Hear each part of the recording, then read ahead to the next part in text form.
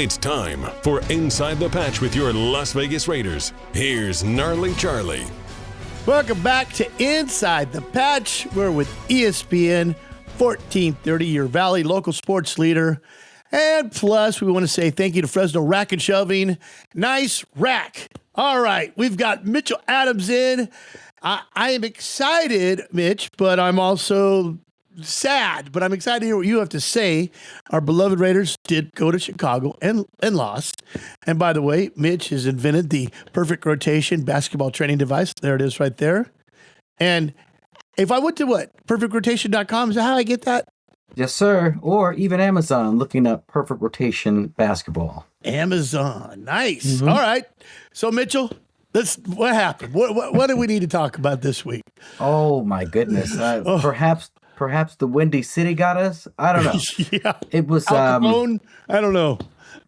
I mean, you go from having the rushing leader on your team to the following year averaging less than 2.9 yards a carry. He only had 35 yards in the game, and the team only had 39 yards. How do you win a game and you can't establish the run? So as I watched the game, I noticed something, that our offensive line isn't run blocking well, and our defensive line isn't run stopping very well. You know, I watched the late game Sunday night, and I watched Miami versus Philadelphia. And my God, both of their defensive lines made a huge push. I mean, they broke the pocket down time and time again. Yeah. Our pocket only collapses on Max's side. I mean, our defensive line only collapses the pocket on Max's side. And if we could get a rush on the other side, maybe it would help the middle. But Tyree Wilson did get a sack in that game, so kudos to him. Yeah. Our guys up front, offensively and defensively, those were games that were won in the trenches. They're not doing their jobs. Now, pass blocking is okay, but you cannot get your game started without establishing the run. You can't just pass, because now the quarterback's going to get killed. And don't you feel like, okay, he says before the game, Josh McDaniels, all right, we're going to run. And then it doesn't work, and he still says we're going to run. And it's like, I feel like there's no wiggle room. There's no adapting. I don't know that I've ever seen a team win a game with only 39 yards rushing. That's not going to do it. No. Even Air Coryell back in the day for the Chargers, I'm sure they got 39 yards out of the game or more. That's right. Abysmal. You cannot win a game with 39 yards rushed. And I don't know how many attempts that was. I didn't even count, because when I saw 39 yards, I was like, my God.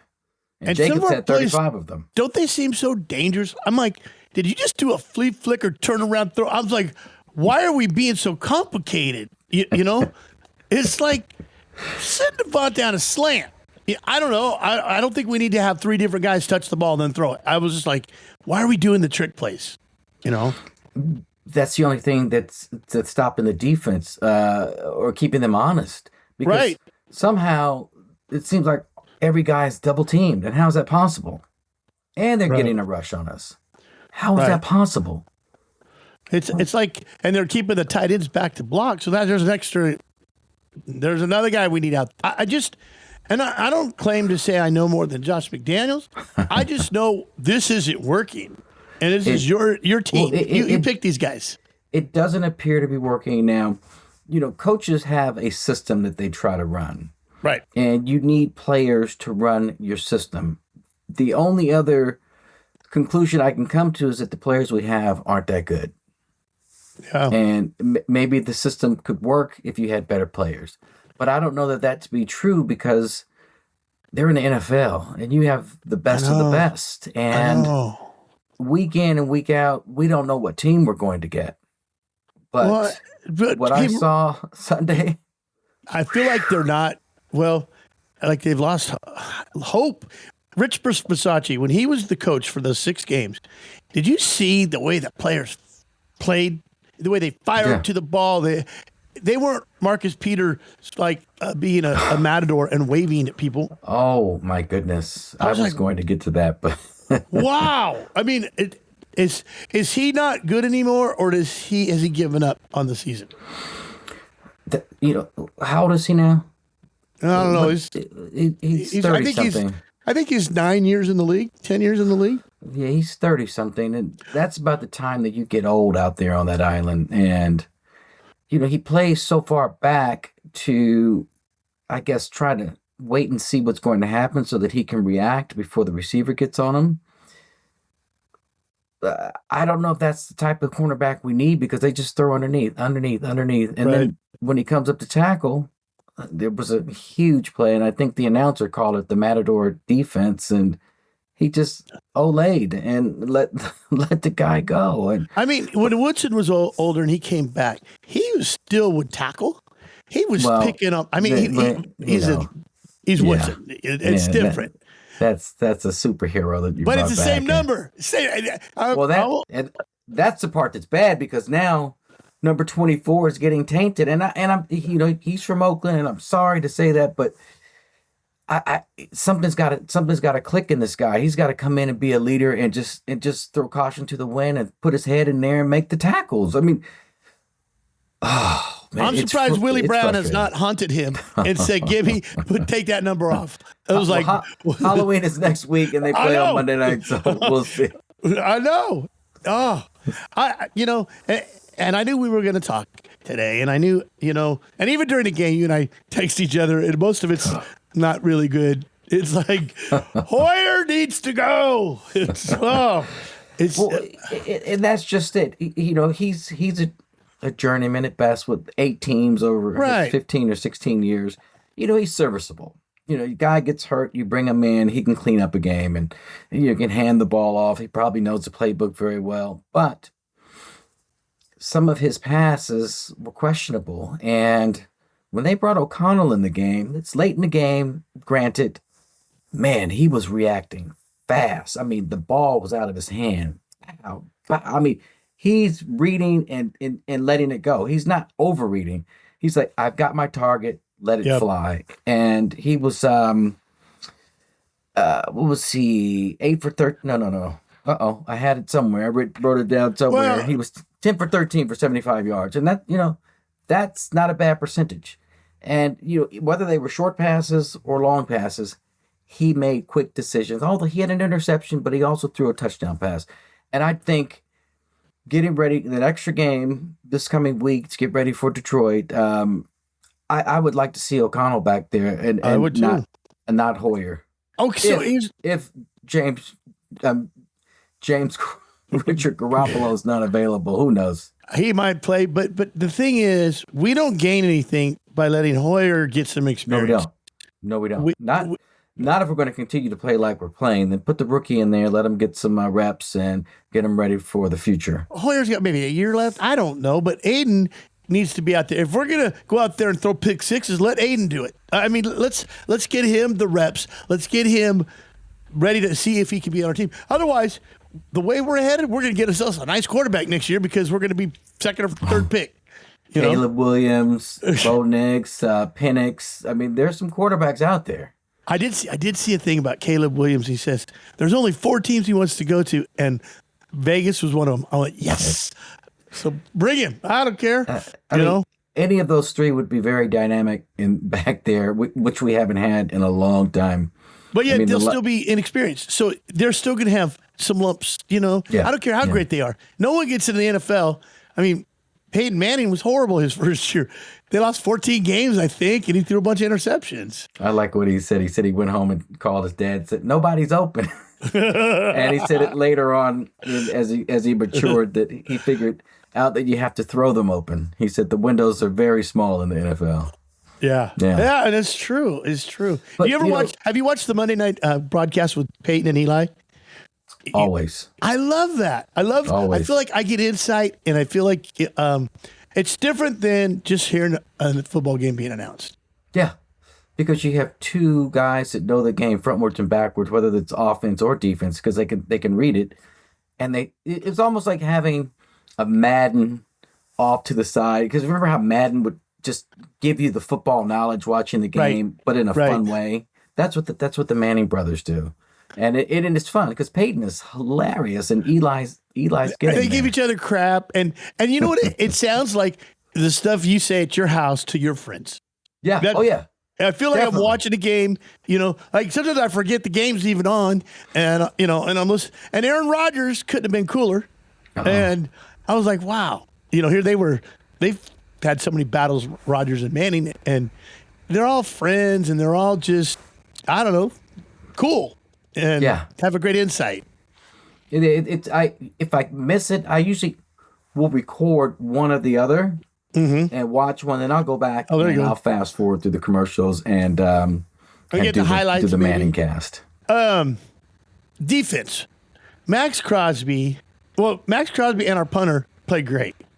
Yeah. Those guys did great. Not everyone else, but Max is Max. He's going to go out there and give it his all. And I don't know why that's not contagious. Why isn't everyone else well, maybe they are giving it their all, but we're not tackling on 3 levels on defense. And it's how many times have you seen it this year that a player is stopped in the backfield and he breaks it off for a first down or 7 more, 10, we have 15 him, we yard have him game. 3 back. We have him 3 yards back, and we let him go. I feel like we're watching those, those African movies where the lions got the gazelle, and then the gazelle gets out every time. Like, come on, you just missed dinner. You had dinner right there, and you let him go. But did you hear Howie Long's kid, Chris, talking about Max? And he said, look, I played for a bad team. And he goes, when you play for a bad team and you're a defensive lineman and you're doing your job, sometimes you want to go someplace else. But he goes, my message to Max is, Max, keep doing what you're doing. People are watching. You're a leader. And he goes, Max doesn't even want to leave. Max is a Raider for life. He loves it. And you can feel it. Once you put on the shield, baby. Yeah. It's hard to take it off. Well, like, all these players that you deal with, like Jerry Robinson, all those guys that came to the Raiders later in their career, they've all said that the Raider organization still embraces them. It means there's something about it, and it is a nation. It's and it's not like every team. I don't think they have it like that out there, and I think that's part of why we buy into this. And put up with it. And put up with it. Yeah, exactly. Yeah, it's Max he's special, and I hope he never leaves, because you need that anchor on the defense. You need that identity, and you need like that pebble in the water and that ripple effect. You need his engine to infect the rest of them in a good way, so that they start playing with that same sort of vigor. And I tell you, man, if you get a couple of new pieces in there, someone in the middle of that defensive line, which will help slow down the run, which make the linebackers will be that much better, and they'll be better in pass coverage because they know the front has it, which will make your defensive backs better because they'll be putting pressure on the quarterback. It all works together, and when you have weak links out there, then it makes the whole defense look weak.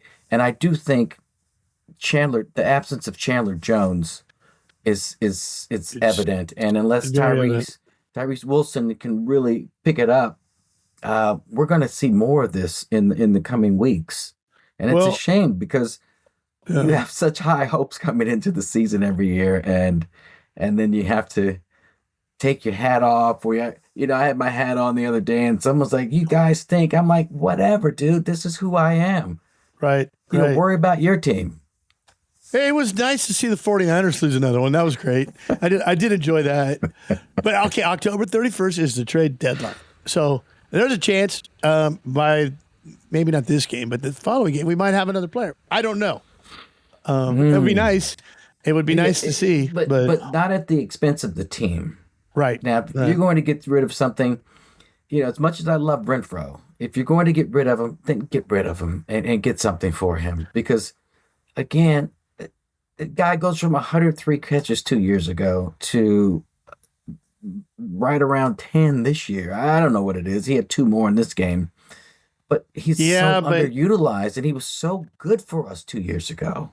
You know what I think it is? I think Renfro is one of those guys that gets open any way he can. And Carr knew how to throw it to where he thought Renfro was going to be, where McDaniels doesn't allow that. He says, you get there and the quarterbacks are afraid to throw, and they're afraid of him. Every throw is, you can tell they're scared. They're not throwing. They're like, oh God. So that goes goes along with what I read on. I saw a caption come through that the Raiders haven't scored 40 points in X amount of games, and the only time they did that is when Derek Carr went rogue and called his own plays. Yep.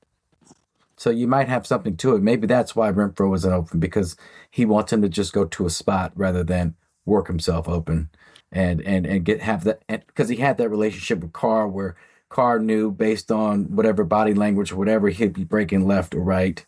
And he right. A lot of times. Well, and Gruden understood that, and Gruden was okay with it. I knew Dave Schramm. Dave Schramm was the offensive coordinator at Fresno State when Carr was there. And Derek and Dave, so David was in the NFL, or just out of the NFL, and he would come to town on Thursday, and Derek and David would redo the whole plan. And then Saturday, he would let Derek do whatever he wanted. And he goes, as long as it's working, I don't stop him. Go for it. So and that works. That goes along. Remember when Gruden left for Tampa? Yeah. And God, what kind of thing? I had his name. I was just talking about it the other day. The guy who took over for Gannon, the head coach. I know. Billy Callahan. Bill Callahan. Thank you. Billy. Bill had the audacity to think that he was calling a great offense. And because Gannon checked out, if you go back and look at the film, Gannon checks out he calls an audible almost on every play. Right. And so the offense, the continuity was still there. And it looked like Callahan was doing a wonderful job until Gannon got hurt the next year. Yeah. And Rick Meyer had to come in and he had to follow Callahan's game plan. And man, nothing worked. And he exposed Callahan for what he was. Right. And so it's having a smart quarterback under center really helps, but having a bad head coach thinking he knows better from the sideline can really be a detriment to the team as well. But like you said with Gruden and Gannon, Gruden would spend lots of time with Carr and Gannon and talk about philosophies and this. And I heard even some of the headset stuff, even when he would call play in the headset, and he would say, hey, this is probably going to happen. Look for that, but don't forget, hit that, And I was like, wow. And his plays were a paragraph each. So once he got through that, he still had something else to say. Like, oh, by the way, look for number 12 or whatever. It was crazy. Yeah. But you can't say all that. It's about you're either prepared before the game or you're not, Yeah. Oh, definitely. And, that goes to a rookie quarterback from Division II slicing and dicing the Raiders. I mean, they were 8 for 13 on third down. I mean, you let a Division II quarterback do that to you? I mean, that guy should have been massacred. But he did buy 51 tickets for his family, so he had a lot going on. And this was for Thanksgiving and Christmas. He was like, I am going to play hard on this. This is my chance. And we were 2 for 9 on third down. You can't win games. Cannot win games if you can't convert third downs. And we only had 2 penalties in the game. We had 2 for 15 yards. They had 9 for 110. Anytime you're in the triple digits in yards for penalties, that spells disaster. But they overcame it. That was our best play. Was the yellow flag. That was it. Oh. I mean, I'm telling you, that was better than our offense. It was a clean game for the Raiders when it comes to penalties, but and then we had the help of the refs for some pass interference calls. But man, a team gets over 100 yards of penalties, you should win. We only had 15 yards. I'm so sick of this is one of the things that happens to the Raiders. When Brett Favre threw 5 touchdowns against because his dad died. And then LaDainian Thomas throws 3 touchdowns, pass, run, and through or whatever. He scores 3 touchdowns. I hate that. And now we help this kid out. We always giving someone a great game. did they go, remember that time against the Raiders? I'm like, enough. The Raiders. Enough of that stuff, man. Oh, Come man. on. I remember that Monday night with Favre. I remember just standing there like everything he threw, someone got it. You knew. And it got to the point where like, okay, well, watch this. There's something crazy can happen, Yeah. It's just like, are you kidding me? And that was a pretty good Raider team. I know. All right, so we're going into Detroit. Here's something positive about that is Max Crosby went to Eastern Illinois, which is right by Detroit. So maybe he's buying 51 tickets for his friends. There's going to be a lot of Crosby people there. Not that he needs it, okay? Detroit just came off a loss. That's not good news because they're out for blood now. Not good news. That's not what we needed. But it is Monday night and it's close to Halloween, and Raider fans love to dress up. So maybe we can conjure up the Raiders of the past and their spirit will come down to us because we used to be kings of Monday night. That's true. And I was thinking when you used to your Legends show. So that was like 10 years ago. We used to do that at the Coliseum, but it was around this time. It was always October. You could tell when the Raider fans got their check because they went to the Halloween store, and in the month of October there were more skeletons and crosses, and now every team kind of does it. But at the time, we were like the only crazy ones. Oh my God! I remember bringing friends to the games. I'd give them my tickets, and I said, "Hey, meet me out. We're doing a show in the parking lot. Come out there." Then I walk in, and they were like, "What is going on?" Well, it's like scared straight. They all left saying this was the best experience ever. Yeah. And now, all of that is dead because it's not happening down south. Well, you can't tailgate at the Vegas Stadium. Well, not on the scale that they did in Oakland. I mean, there's a little bit of parking, but I remember there was a truck that used to show up with 3 or 4 porta potties, and he would charge everybody $1 to pee, and he was making money left, right, because I'd pay $1 to pee if there was. Oh my goodness! So I would drive the former players around. We'd get a golf cart before the game, and I would take them out on the lot. And after we did our show, and I'd take them. I had tailgates mapped out, and I'd take them around the lot, and the fans would be so happy. They'd take pictures, and there was a tailgate. They had this elaborate setup. He sold wristbands, and so alcohol, food, and I would bring the players. So they ate free, I ate free. Anybody I designated ate free. And I'm pointing to my friends like, they're going to come in here too. And man, we would have so much fun. And the guys that had never done the show, they were like, oh my God, I can't wait until next year to come do this again. That's right.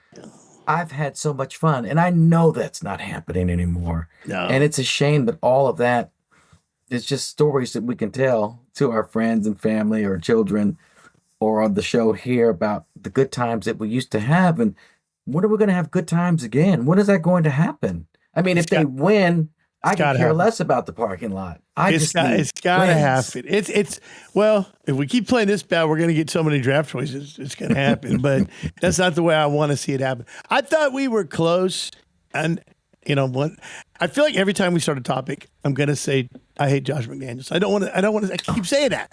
I don't want to say, well, when we were close to the playoffs and now 20 games later, look where we are. We're worse than that.